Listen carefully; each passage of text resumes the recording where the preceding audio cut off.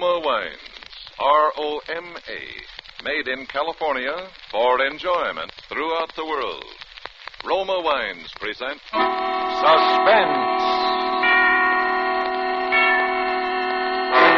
Tonight, Roma Wines bring you Mr. James Stewart as star of Consequence, a suspense play produced, edited, and directed for Roma Wines by William Spear. Suspense, radio's outstanding theater of thrills, is presented for your enjoyment by Roma Wines. That's R-O-M-A, Roma Wines. Those excellent California wines that can add so much pleasantness to the way you live, to your happiness in entertaining guests, to your enjoyment of everyday meals. Yes, right now a glass full would be very pleasant, as Roma Wines bring you James Stewart in a remarkable tale of Suspense.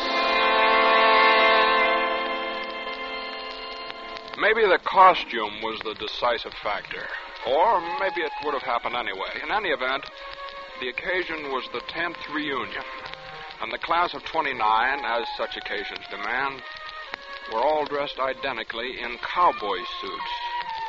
And there was Ted Wolfe, whom I hadn't seen in 10 years, although in college he'd been by far my closest friend. And so, of course, I brought him home to dinner. And Gwen managed to be quite charming, even though it was the maid's night out. She didn't even kick about the oven. And that's how it started out, just like that. Just like any pleasant, casual little evening. Oh, Gwen, that was a wonderful meal. Last one I'll get like that for a while. Thank you, sir. Well, have you really got to go tonight, Ted? Can't you take another day or so? Oh, not very well. Got my plane reservations and everything. Anyway, I told him I'd be back this week, and tonight's just about the deadline if I'm going to make it. Well, what time's your plane? 3 a.m. Oh, say, that reminds me. I can't go aboard in this thing. Oh, you probably will. I think you're both kind of stuck on yourselves in those cowboy outfits. Worse than a couple of kids. Sure, I'm going to wear mine to the hospital tomorrow. No kidding, old. People will think I'm nuts. All right, spoil sport. I'll call the hotel later. They'll bring your bags over here. You can change here. Although I should think a cowboy suit would be a sensation in Ecuador. Are you really going to Ecuador, Ted? At first I thought it must be a joke. No, well, you heard me talk about the work Ted's doing down there. I know, but Ecuador? Well, you got to have medical care out on those plantations some way, and I like it. I don't see how you stand it. Living like a hermit, cut off from civilization, and not making... Well, I mean, they can't possibly pay you. No, Gwen. Oh, what time is it? Oh, goodness, I've got to run. Oh, are you leaving us, Gwen? Yes, I promised Mother I'd come out to the country tonight. Anyway, I know you two would much rather talk over old times by yourselves. I'm sorry. Well, in case I don't see you again, thanks for everything. It's been swell. Well, you're coming back sometime, aren't you? Maybe 5 years, maybe 10, maybe never. Oh, silly. You come back next year and kind of stay for a while. I am sorry I have to go, but you two have a nice evening. Oh, there are eggs in the icebox, Phil. Did he always have to have fried eggs at night when he was in college, Ted? That's Phil, all right. Well, goodbye, darling. No, don't even get up to come to the door. Now, I'll phone you tomorrow night. Goodbye, Gwen. Have a good trip, Ted. Bye. Bye. You're a lucky man, Phil. Am I? I suppose you know that the main reason I came to this shindig at all was to see you. Well, why me? It's been a long time since you and I had the same dreams, Ted. You haven't lost them, though. You're still in there pitching. Oh, yes. Private practice. 2 cars in the garage, 2 chickens in the pot. That's the kind of ball I've been pitching the past 10 years, and it's the kind I'll keep on pitching until some other doc says coronary thrombosis and they carry me out. You can't kid me, Phil. You're happy. And I'd just about given up the idea that there was such a thing as a happy man. And now you think you found one. I know I have. I knew it the minute I came into this room. I knew it the minute I saw her. Gwen? Yes, Gwen. I hate Gwen. You what? And what's more, she hates me. Oh, it's nothing that shows on the surface. We get along because we have to, because my reputation would suffer if we didn't. Phil, you can't be serious. No? Why do you think I've given up every dream I've ever had? Why do you think I spend my life treating the imaginary ills of a lot of wealthy hypochondriacs? So Gwen can have this and Gwen can do that. So Gwen can satisfy every greedy instinct and every petty, rotten ambition any woman ever had. Good Lord. I never realized. Well, you've got to do something about it, Phil. You got to get out. Go to another city. Go to another country. Yeah, she'd be after me like a hawk. She'd have me up before the Medical Association. Oh, there are 1,001 things she'd do and would do. I've thought every way there is. There's no use. Well, now I've got that off my chest. Now you know. I'm sorry I disiluded you. Dr. Martin. Oh? Yes, well, now? Oh, right. I'll be right down. Hey, you're not going out now. I want to talk to you. No, I'm still a doctor. Even Gwen can't stop that. I'll be back before you leave, though. If you want to stick around, I'd sort of like to ride out the airport with you. Is it really important, Phil? Yeah. Now, just make yourself at home. You can fix anything you want out in the kitchen, but look out for that oven, though. It leaks when you turn it off wrong. I won't be long. Okay. I'll wait, Doctor. Thanks, Doctor. Kind of hoped you would, Ted.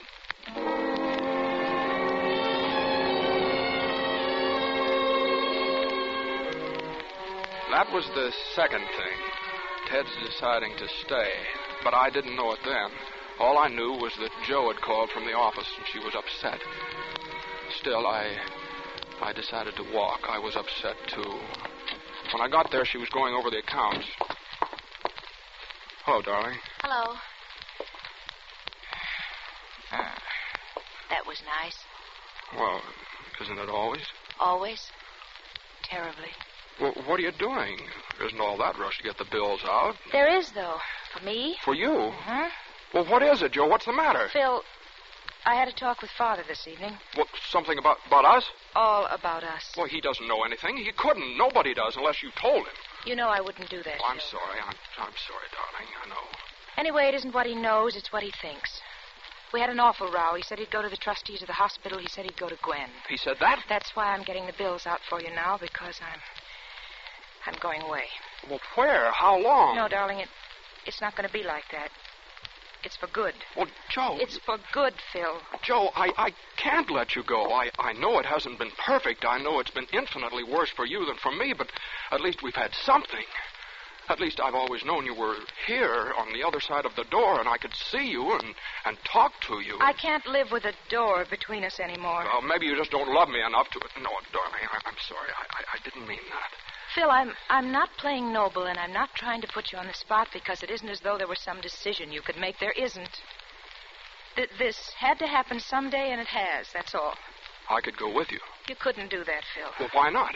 I could change my name. I could go to another city, even another country. I could get back into research. I could... Darling. It's no go, Phil. Oh, I know. I asked her for a divorce again this morning. You don't have to tell me the answer. There is no answer for us, Phil. Not one that we can take. And there we are. Yeah, there we are. Well, you better go now. I've got all this to do. Well, let me help you. No. Well, why not? I could weaken. And then where would we be? Oh, Joe, please. No, Phil, please go. Please, please, please. All right. I'll go.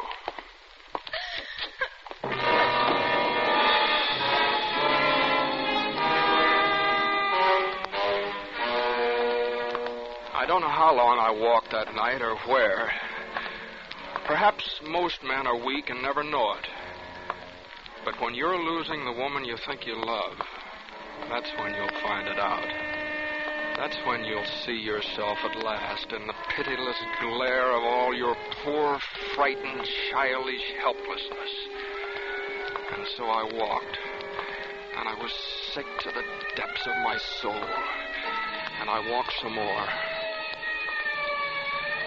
And somewhere in the distance I heard a siren. There was a glow against the sky, a fire. And then I realized I was near my home. And then it wasn't just a glow against the sky of any fire. It was my own house. Burned almost to the ground. How did it happen? I don't know. Somebody said they think it was the gas stove. Stunned and confused, I began edging through the crowd, and then there was a sudden stillness. And a few men took off their hats. And I saw it. The stretcher. and the blanket thrown over the shapeless form, and the blackened, shriveled cowboy boot. And I remembered. Ted had been in that house. Just got him out now. Yeah, what's left said you wouldn't hardly know it was a man. Frantically, I started forward, and then I stopped because I thought somebody had spoken to me, but they hadn't. Philip Martin. I know They it's hadn't. Philip Martin. He took care of me. They weren't looking at me. They were looking on the ground on the stretcher and that thing that lay there on it. Dr. Philip Martin. Yeah, I knew him. Oh, he was a good doctor, a good man. Oh, Dr. Martin. Oh, what an awful way to die. Suddenly, I was shaking with excitement. I pulled my hat over my eyes. I turned up my collar. I edged back through the crowd, out into the street, and I turned the corner. And then I ran. Joe, I'm going with you. Phil, what did you do? You haven't... No, Joe, it's all right. I'll tell you about it later. We're free. Joe, we're free. I'm dead. I mean, Dr. Philip Martin is dead.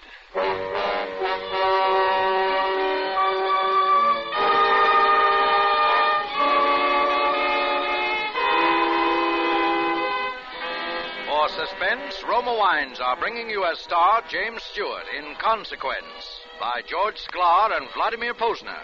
Roma Wines' presentation tonight in radio's outstanding theater of thrills, Suspense.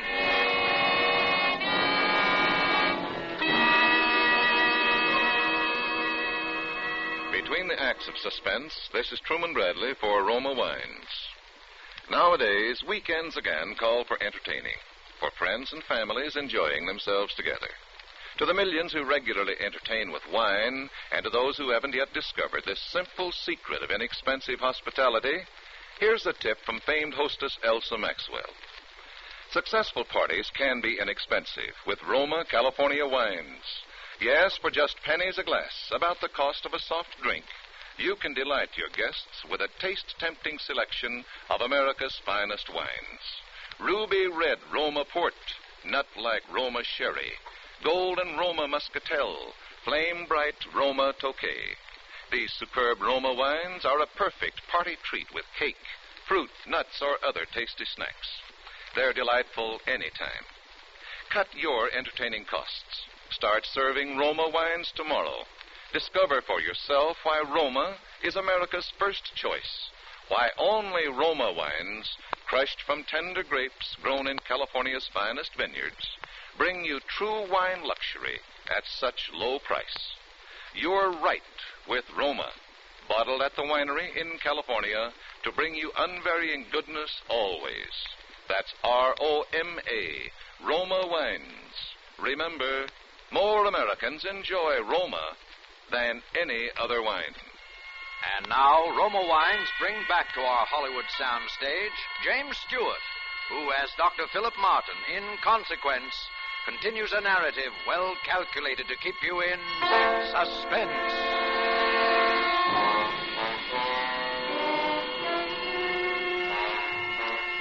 There must be something of the criminal in every man, because it seemed that I knew automatically everything I would have to do and how I was going to do it. Hotel Wilton. Dr. Wolf, please.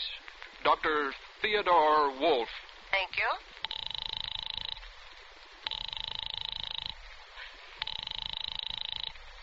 I'm sorry, sir. Dr. Wolf doesn't answer. Oh, say, what's the number of his room again? I'd like to drop him a note. Dr. Wolf is in 502. 502. Thank you. I knew in a big hotel like that, the chances of anyone remembering exactly what Ted looked like were pretty slim, and I figured that they'd give me the key all right as long as I didn't stumble around asking for the number. I let myself into 502, and I snapped on the light. I found the plane ticket on the bureau, and then I pried open his luggage and changed into one of his suits. I put on his hat and his overcoat, just in case. I packed my own things away. There were a pair of dark glasses on the bureau, too, and I put them on. And then I went down, checked out, paid cash. I knew he'd bought the plane ticket at the airport, so the travel clerk at the hotel, why, he wouldn't know Ted Wolf from Adam. Yes, sir? I'm Dr. Wolf. I've been staying here at the hotel. Oh, yes, Doctor. I have a through plane ticket here to Ecuador, Pan American, for tonight. I'd like to turn it in. One moment, Doctor. Oh, that's Dr. Dr. Theodore Wolf. Thank you. Hello, Pan American, Wilton Hotel. Say I got a through ticket to Ecuador. Dr. Theodore Wolf. Will you take it? All right. That'll be quite all right, Doctor. Oh, and while you're at it, you might as well get me a couple of train tickets. Yes, sir. Where to, sir? Huh? I said where to, sir. Oh, Los Angeles.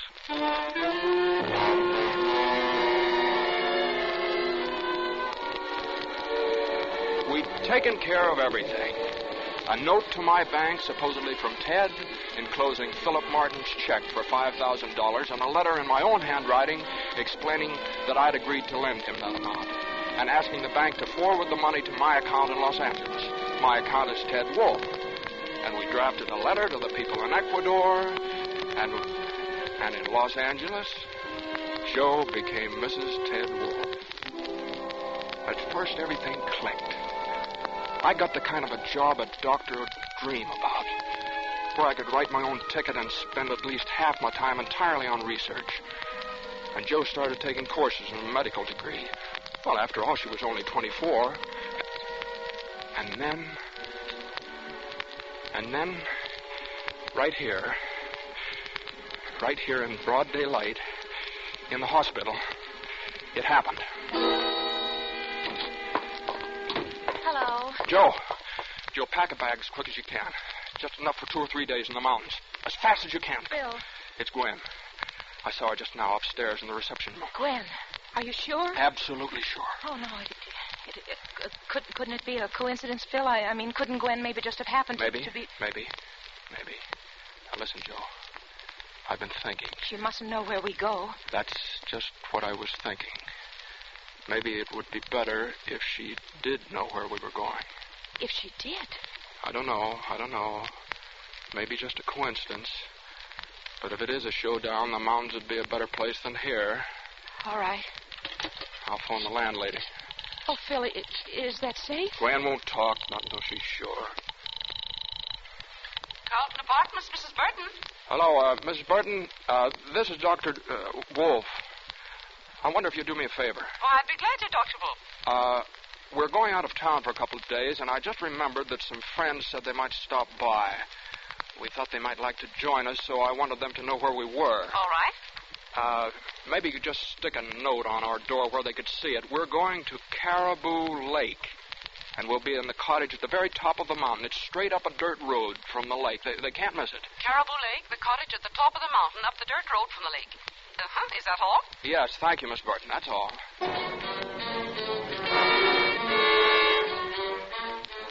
Caribou Lake is nothing much more than just a general store where you can buy bait, hire boats and cottages. And at that time of year, there's hardly anybody there except the people who run the store. And our cottage was a good 3 miles away up a twisting dirt road running above the lake. But you could see it good and plain even at night when the lights were on. We stopped at the store and both went in to buy the things we needed, food and kerosene, matches, and stuff like that. Then we went on up the mountain. By that time, it was almost dark, and Joe fixed something for us to eat. Neither one of us could touch it. We were watching the road for lights of a car. It was about 8:30 when we saw them. They went right past the store without stopping, and they came on up the mountain. They couldn't have been anyone else but Gwen. Well, she didn't waste any time. Phil, what if the car is rented? No, she'd bring her own. She loves to drive. Phil, you're not afraid, are you? No, not anymore. I'll go.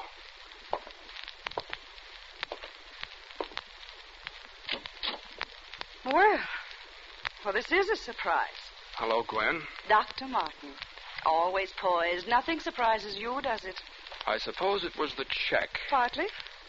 And then I happened to notice that a Dr. Theodore Wolf had married a Miss Josephine Reynolds in Los Angeles.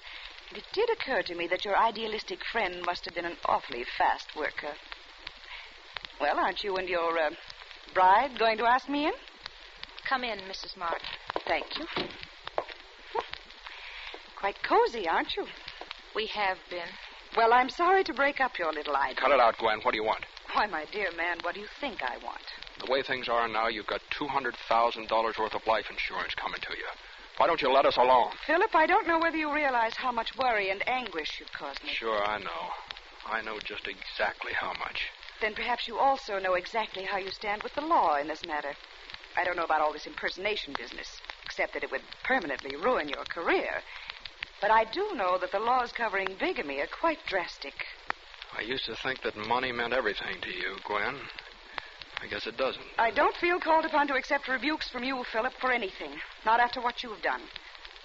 I feel that I'm being most generous to both of you. What is it exactly you want, Gwen? Either you come back and we'll explain the whole thing as amnesia or something, or you'll both go to jail. How could you? You shut up. Listen. Does anybody else know about this? Of course not.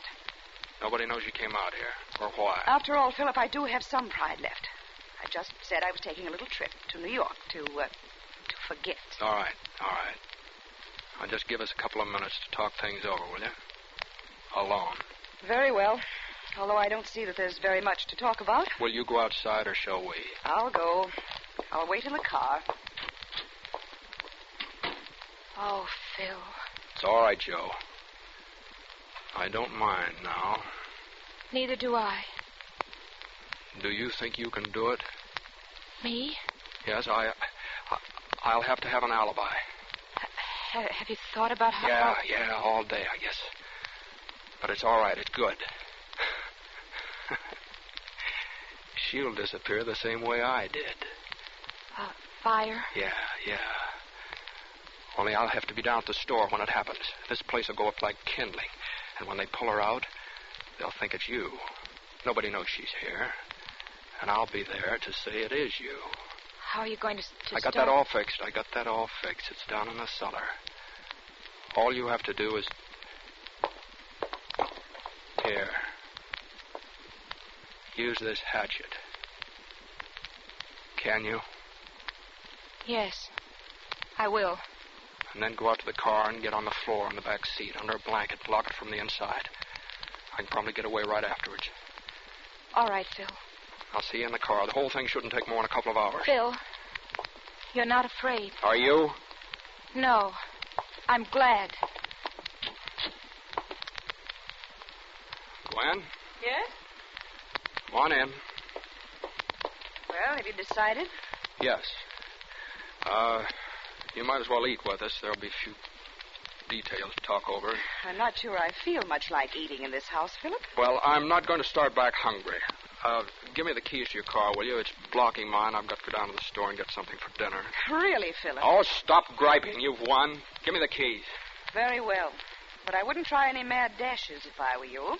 Now, don't be a fool, Gwen. No, I don't suppose you would. Alone.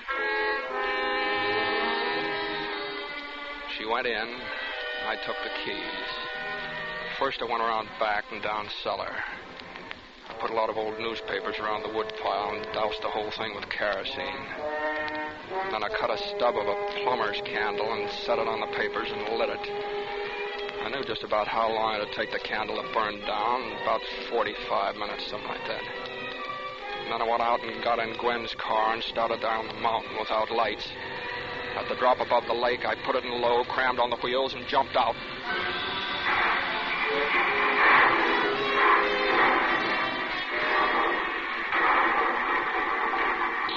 It bounced once and then went over where there's about 40 feet of water. Unless somebody told them where to look, they'd never find it. All that had taken about 15 minutes. The walk down to the store took about 20 more. Well, forget something, Dr. Wolf? Yep, like a fool with tobacco. I can't get through the night without a pipe. Know just how it is. You walk down? Yep, working up an appetite. Here you are. You folks have callers tonight? No. Oh, why? Why? Thought I saw a car go up your way a while back. Oh, I saw the lights. They didn't come up. Somebody must have made the wrong turn. Didn't they come back? Oh, don't know. I was out back for a spell.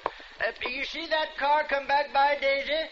You must have seen it all right about an hour ago. Seems like I did hear a car about there. Sure, that was it. Yep, pretty sure I did. She Dooley don't always see so good, but she hears plenty. Huh, Ma? Look at here, Ed. Look at up there. Huh? Looks like a fire. Hey. Why, it is a fire.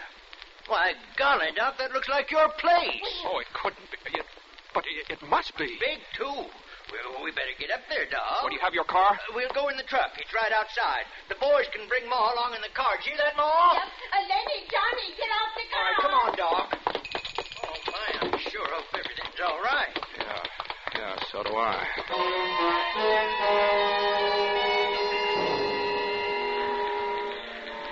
The cottage was all wood and dry, and it was completely gone by the time we got there. It was the boys who dragged her out of the embers. I wouldn't look if I was you, Doctor. Oh, Joe. It must have been quick anyway. She's burnt almost to nothing. Hey, Ma, you better go on, Doc. We'll take care of everything. All right. Want one of the boys to go with you? No, I'll get in touch with you from town. I'll make the arrangements down there and send down for the... Yes, well, you just go on. We'll see to everything now. All right. I'm awful sorry, Dr. Wolf.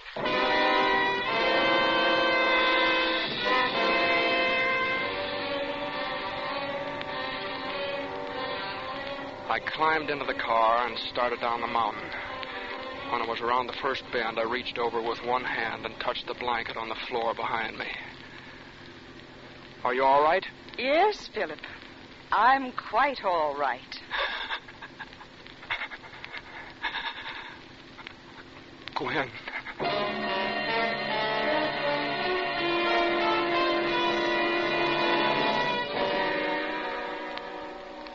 Gwen has never told me how it happened.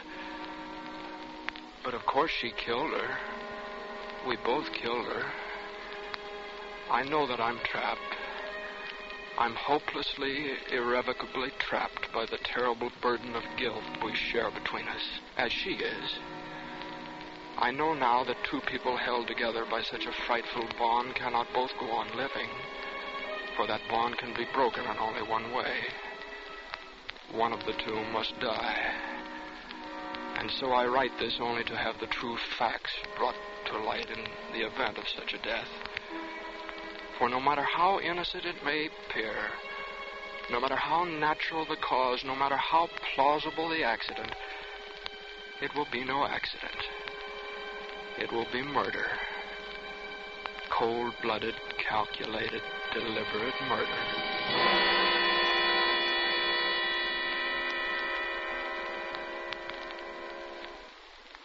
And now the local news.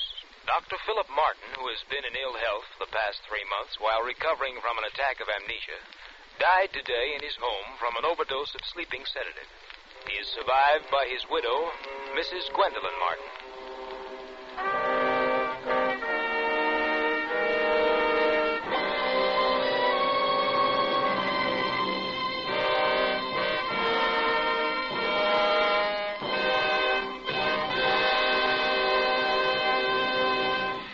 Suspense. Presented by Roma Wines, R-O-M-A, made in California for enjoyment throughout the world. Before we hear again from James Stewart, the star of Consequence, tonight's suspense play, this is Truman Bradley for Roma Wines. Here's a suggestion that will make tomorrow night's fish dinner a meal to remember. Delight your family by serving delicious pale gold Roma California Sauterne. The delightful bouquet and delicate, tempting taste of Roma Sauterne bring out the flavor fullness, the real appetizing goodness of fish or fowl, lend an air of friendly companionship to the meal. And best of all, you can enjoy Roma Sauterne often. It costs so little, actually only pennies a glass. Join the millions who have made Roma America's first choice. The reason? Roma gives you true wine taste luxury at low price.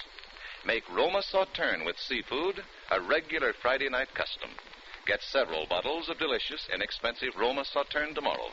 Insist on Roma, R-O-M-A, Roma Wines, made in California for enjoyment throughout the world. This is Jimmy Stewart again. Suspense is a radio show that got started just about the time I first found myself overseas. And with everybody, it has always been one of the 2 or 3 top favorites. I've been looking forward for a long time to my appearance with the show tonight. And next Thursday, that very swell actor Richard Green will be your star in his first broadcast since he joined the British Army 4.5 years ago. Next Thursday, same time, Roma Wines will bring you Mr. Richard Green as star of Suspense, radio's outstanding theater of thrills. Produced by William Spear for the Roma Wine Company of Fresno, California. This is CBS, the Columbia Broadcasting System.